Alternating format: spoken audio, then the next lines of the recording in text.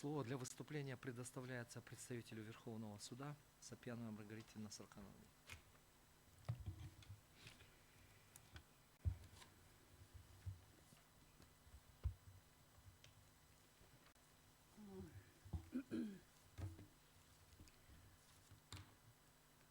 Верховный суд Кыргызской Республики по ходатайству Мацакова о проверке конституционности статьи 432 УПК сообщает следующее. Суд рассматривает вопросы, связанные с исполнением приговора, перечисленные в статье 431 Уголовно-процессуального кодекса, в том числе о зачете времени содержания под стражей, а также времени пребывания в лечебном учреждении в соответствии с статьями 80 и 118 Уголовного кодекса.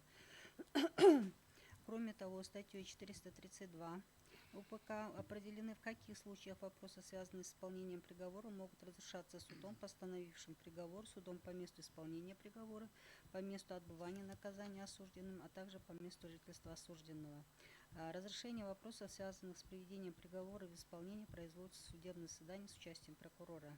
Однако по некоторым вопросам, в том числе и по пункту 14 статьи 432 подсудность не определена. Вот именно по пункту 14 о зачете времени содержания под стражей, а также времени пребывания в лечебном учреждении в соответствии со статьями 80 и 118 Уголовного кодекса.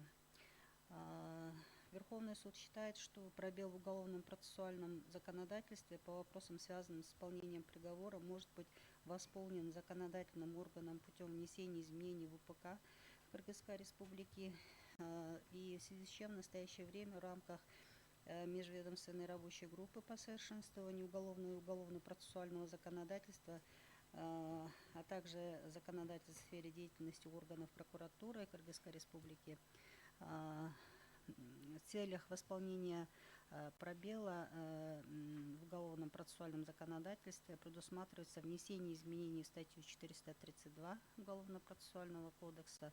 И в связи с чем мы считаем, Верховный суд считает, что здесь не усматривает противоречия статьям части 4 статьи 58 и части 1 статьи 61 Конституции Кыргызской Республики, и он может быть восполнен путем внесения изменений в УПК, поскольку и... Какую статью вы сказали путем внесения изменений? 432 мы вносим изменения, и где предусматриваем вот именно 14 пункт, вот первую часть вносим.